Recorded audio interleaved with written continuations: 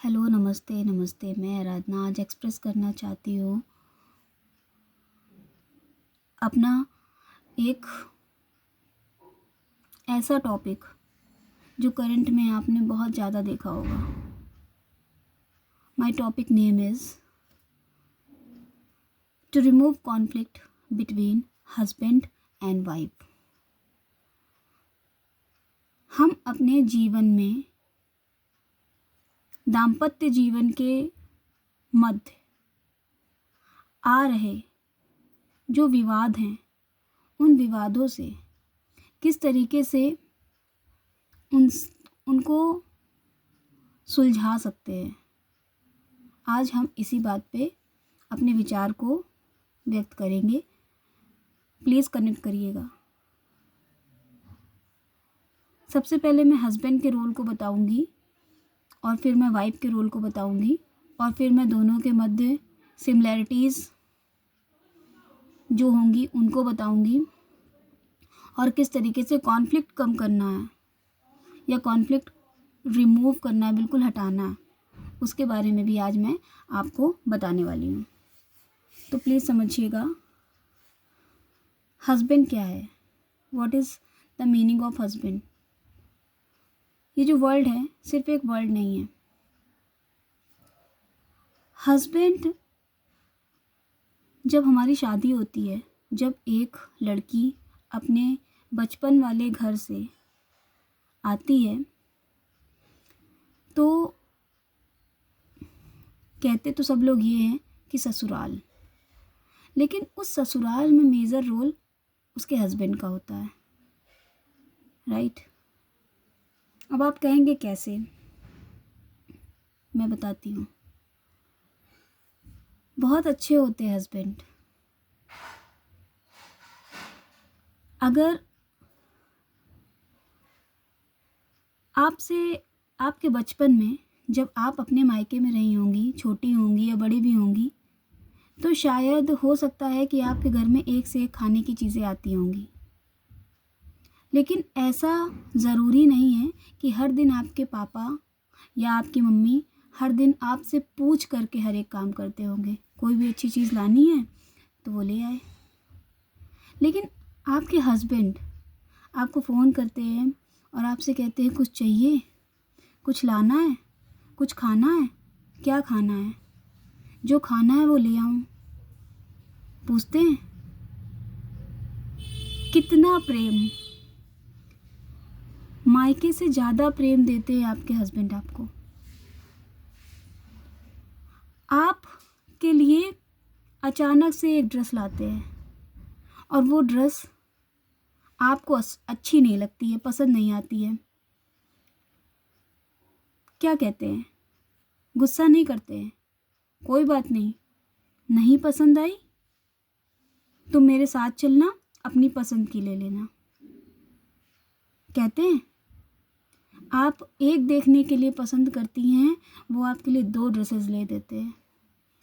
बचपन में आपके बचपन वाले घर में भी आपके पेरेंट्स आपके लिए कपड़े लाते होंगे, कभी आपकी चॉइस होती होगी, कभी अपनी चॉइस से भी लेके दे देते होंगे, इतना नहीं सोचते होंगे। लेकिन आपके हस्बैंड कितना सोचते हैं आपके बारे में। अगर आपकी कान की बाली टूट जाती है तो आपको पता है आपका कान कितने दिन तक कोई बाली नहीं पहने हैं, इसकी सबसे ज़्यादा चिंता किसको होती है? आपके हस्बैंड को। अगर आपकी तबीयत सही नहीं है तो ऑफिस से 4 बार 5 बार फ़ोन करके बार बार पूछते हैं, अगर तबीयत ना ठीक हो तो ऑफिस से आऊँ, डॉक्टर के यहाँ ले चलूँ? डॉक्टर से अपॉइंटमेंट ले लो, फ़ोन से नंबर लगा दो।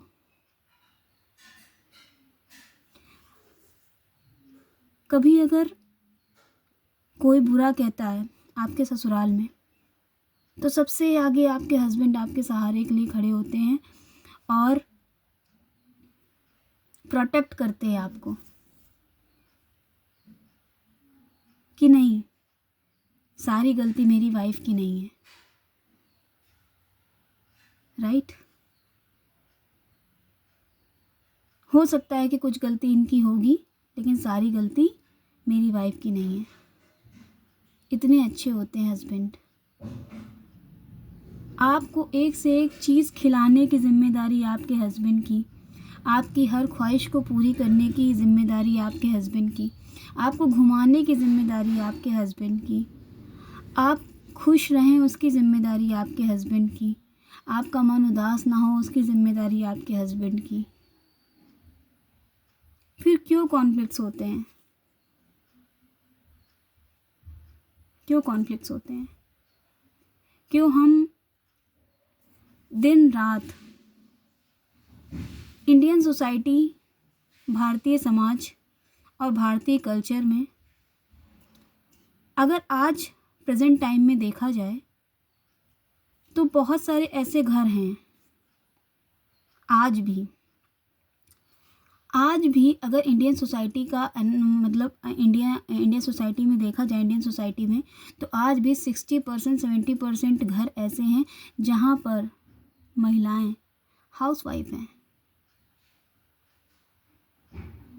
जहाँ के पुरुष बाहर जाते हैं, काम करते हैं, शाम को आते हैं, रात में आते हैं। अगर हम बाहर देखें तो महिलाओं एवं पुरुषों के काम करने का आंकड़ा भिन्न है, लेकिन भारत में अभी भी बहुत सारे ऐसे घर हैं जहाँ पर आमतौर पर महिलाएं हाउसवाइफ हैं। लेकिन हाउसवाइफ होने के बावजूद भी उनकी सभी इच्छाओं की पूर्ति करने की जो जिम्मेदारी है वो उनके हस्बैंड की है, और वो भी वो खुशी खुशी निभाते हैं। लोग पेरेंट्स के लिए बहुत अच्छी अच्छी चीज़ें कहते हैं, मैं भी कहती हूँ, लेकिन हस्बैंड में भी मैंने बहुत सारे गुणों को देखा है। मैंने अपने हस्बैंड में पेरेंट्स की छवि देखी है। कभी अगर हॉस्पिटल में हॉस्पिटलाइज हूँ तो सबसे ज़्यादा चिंता में अपने पति को पाया, सबसे ज़्यादा चिंता में अपने पति को पाया। एक बार अगर पेरेंट्स दूर हैं तो उनको ये शायद नहीं लगा होगा कि चलो दौड़ के जा कर के अपने बच्चे से मिल लें, लेकिन मेरे पति का मन बार बार बिलबिलाया कि पता नहीं हमारी वाइफ कब ठीक होगी। वो होते हैं हस्बैंड। बहुत ही प्यारा रिश्ता है हस्बैंड और वाइफ का। बहुत सारी तारीफ़ कर सकते हैं हम हस्बैंड की, और मैं कर भी रही हूँ, जो कि सिर्फ तारीफ़ नहीं है, ऐसा मैं अपने हस्बैंड में देखती हूँ, इसलिए मैं एक्सप्रेस कर रही हूँ। और ऐसा आम तौर पर बहुत सारे हस्बैंड ऐसे ही होते हैं।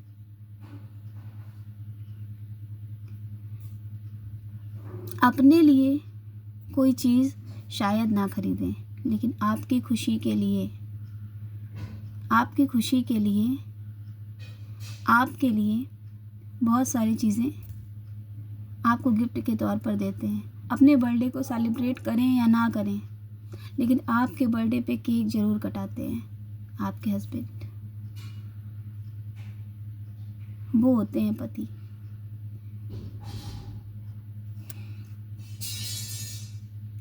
अब हम वाइफ पे आ जाते हैं कि एक्चुअल में वाइफ का क्या रोल है। जब एक घर से एक लड़की दूसरे घर आती है तो हस्बैंड्स जो होते हैं ना, वो एक डुअलिस्टिक थ्योरी सुनी है ना, द्वंद्वात्मक। तो हस्बैंड का तो घर नहीं छूटता है, वो तो अपने ही घर में होते हैं, लेकिन एक लड़की जो घर में आती है उसका घर छूट जाता है। तो वो एक जो वो हस्बैंड है ना आपका, अभी वो किसी का लड़का भी है, तो वो इस द्वंद्व में चलता है कि मैं किसका फेवर करूं। मोस्टली वो फेवर आपका ही करता है, क्योंकि he is a good husband. अगर आपको आपकी तबीयत ख़राब है और आपको कोई पानी नहीं दे रहा है, वो आपको पानी देता है तो वो ज़ोरों का गुलाम बन जाता है। वो आपको दवाई देता है तो वो पीछे पीछे घूमने वाला बन जाता है। यही टेंडेंसी है ना इंडियन सोसाइटी की, यही टेंडेंसी है।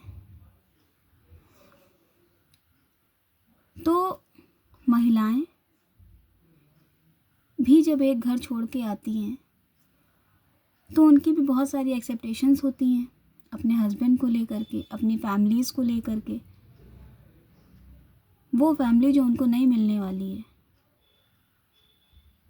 लेकिन सोच के देखिए, हर चीज़ हमारे हिसाब से नहीं होती। यहाँ पर मैं महिलाओं की बात कर रही हूँ, वाइफ की बात कर रही हूँ। अब तो ऐसा नहीं है कि सभी जो महिलाएं अपने नए ससुराल में आई हैं उनका ससुराल में सभी लोग उनके लिए वैसे ही हों जैसा उन्होंने अपनी इमेजिनेशन में रखा हो, राइट। अब हस्बैंड ने तो 7 फेरे लिए हैं, शादी की है, तो उसका क्या होता है कि वो तो अपनी वाइफ का फेवर लेने की सोचता है। लेकिन बाकी फैमिली मेम्बर क्या करते हैं कि पीछे से बताते हैं कि नहीं, तुम्हारी ये भी रिस्पॉन्सिबिलिटी है। उस बीच में क्या होता है, उस बीच में वह पर्सन एक द्वंद्व में फंस जाता है। तो कभी वाइफ ये सोचती है कि हमसे इनको कोई मतलब नहीं है, इनको सारा मतलब अपने परिवार से है। ऐसा मेरे साथ भी होता है, लेकिन ऐसा नहीं है। वो एक रिस्पॉन्सिबिलिटी है और एक रिस्पेक्ट है अपने बड़ों के लिए।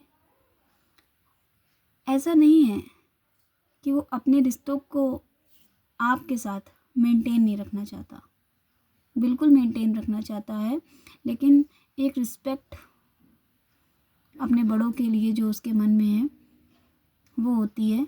इसलिए प्लीज़ अपने हस्बैंड्स को गलत ना समझें। और प्लीज़ हस्बैंड, सभी हस्बैंड, एक वाइफ जो अपने घर को छोड़ करके आती है वो आप उसके सबसे बड़े फ्रेंड हैं, तो उसकी बातों को अगर आप सुनते हैं और वो गुस्से में कुछ कह रही होती है तो प्लीज़ उसमें ज़्यादा रिएक्ट मत करें। आई नो वेरी वेल कि आपको ऑफिस के भी बहुत सारे स्ट्रगल्स रहते हैं, काम रहते हैं, उस बीच आपको लगता है कि अब इनकी बातें, लेकिन ऐसा मत सोचिए, क्योंकि कहीं ना कहीं उसकी बहुत सारी ख्वाहिशें होती हैं आपकी पूरी फैमिली से। लेकिन जब आपकी पूरी फैमिली से ये ख्वाहिश नहीं होती है कि हर एक पर्सन अगले दिन आकर के उस लड़की को गिफ्ट दे, लेकिन उसकी ये ख्वाहिशें होती हैं कि जो एक दोष लगाने की जो सिस्टम चलता है ना, कि ये लड़की दूसरे घर से आई है तो दूसरे घर की लड़कियां तो ऐसी होती हैं, कौन अपनी हैं कौन, तो ये जो टेंडेंसी है ना, इसके बीच में वाइफ्स फंस जाती हैं। सब कुछ करती हैं, सारी चीज़ें करती हैं, घर संभालती हैं, फिर भी ये होता है कि क्या करती हैं, तो इन सब चीज़ों के बीच में उनका तो करियर नहीं बनता, उनकी तो पहचान बस आपसे होती है, बाहर उन्हें कोई नहीं जानता। तो क्या होता है ना, इन सारी चीज़ों में वो फंस जाती हैं। तो आप उनको समझने की कोशिश करें, आप उनसे लड़ें ना, आप उनको समझाएं, ठीक है। प्यार में बहुत शक्ति होती है। संबंध को मेंटेन करने के लिए यहाँ पर मैं फ़िज़िकल रिलेशन मेंटेन करने की बात नहीं कर रही, मैं उस लव की बात कर रही हूँ। आप अपने कंपेनियन को आँखों आँखों में भी समझा सकते हैं, मुस्कुरा करके भी समझा सकते हैं, और उसके लिए कुछ अच्छा सा ला करके भी समझा सकते हैं। आप उसके लिए एक अच्छा सा गाना गा के उसे समझा सकते हैं, उसकी कुछ तारीफ़ करके भी उसको समझा सकते हैं, और ये समझा सकते हैं कि सब कुछ सही हो जाएगा, मैं तेरे साथ हूँ। आपको अपनी वाइफ से हमेशा यही बोलना है कि मैं तेरे साथ हूँ, और वाइफ आपको भी अपने हस्बैंड से यही बोलना है कि हम दोनों मिल कर के नए फ्यूचर को संजोएंगे और एक विकसित विकास में आयाम को अपने भविष्य में अर्जित करेंगे, ठीक है। और अगर आपकी लड़ाई एक दिन, मान लीजिए कि आपकी लड़ाई जिस दिन होती है उसी दिन महिलाएं, वाइफ्स, आपको क्या करना है, जिस दिन आपकी लड़ाई होती है उसी दिन आपको ऐसा नहीं करना है कि लड़ाई को बढ़ाते जाना है, बढ़ाते जाना है, बढ़ाते जाना है। नो, आपको उस ही दिन, जिस दिन आपकी लड़ाई होती है उसी दिन, जब आपके हस्बैंड ऑफिस जाते हैं, दोपहर में आपको पूछना है कि आपने खाना खाया। जानते तो होगे नहीं हमें, चलो कोई बात नहीं, नहीं जानते फिर भी खाना खाया, ना खाया हो तो खा लेना, कहीं अगर फील्ड में हो तो बाहर का कुछ खा लेना। इस तरीके से कहना है अपने हस्बैंड को। फिर उसके बाद शाम को एक कॉल करनी है, रात में, जब ऑफिस से आने में देर हो रही हो। कब तक आएंगे? अभी आए नहीं हैं। अच्छा, आज इतनी देर लगेगी? चलिए, हमें तो भूख नहीं है, आप कुछ खाएं तो बना दें। तो आपके हस्बैंड क्या कहेंगे? तुम कुछ खाओगी, आते हुए ले आए। तो आपको क्या कहना है?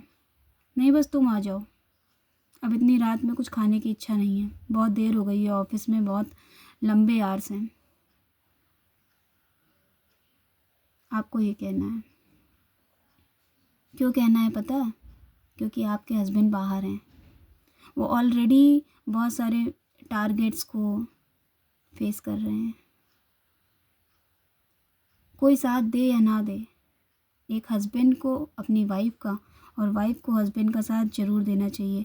और जो हस्बैंड वाइफ एक दूसरे का साथ देते हैं उनका फ्यूचर बहुत अच्छा होगा। उसके अलावा ये तो रोज़ रोज़ की बात हो गई, किसी के रिश्ते बहुत ही ख़राब हैं, बहुत ही ख़राब है रिश्ते। तो आपको क्या करना है कि जब भी वाइफ्स को क्या करना है, हस्बैंड के गुडविल्स लिखने हैं, और हस्बैंड को क्या है, वाइफ्स के गुडविल्स लिखने हैं और उनको पढ़ना है। ठीक है, उनको पढ़ना। ऐसा पॉसिबल नहीं है कि आपकी लाइफ में एको बार आपकी वाइफ ने कुछ अच्छा आपके लिए नहीं किया, और ऐसा नहीं है कि किसी भी वाइफ के लिए उसके हस्बैंड ने कुछ बिल्कुल अच्छा नहीं किया। तो जो अच्छे अच्छे प्रॉस्पेक्ट हैं, उस अच्छे अच्छे प्रॉस्पेक्ट को आपको डायरी में लिखना है और उसको पढ़ना है और अपने रिश्ते को बचाना है, क्योंकि रिश्ता बहुत अनमोल चीज़ है। अगर आपको रिश्ते में भगवान ने बांधा है तो आप कोशिश करिए कि उस रिश्ते को इतना सुदृढ़ और इतना अच्छा बनाइए ताकि लोग उस रिश्ते की मिसाल दें। ठीक है, उस रिश्ते की तारीफ़ करें और लोगों के मुंह से आप अपने दाम्पत्य जीवन के बारे में सुने कि वे दोनों दाम्पत्य जो हैं बहुत ही अच्छे हैं, दोनों में बहुत अंडरस्टैंडिंग है, कोई आपके रिश्ते की बुराई ना करे। Thank you so much. Happy new year कल के लिए।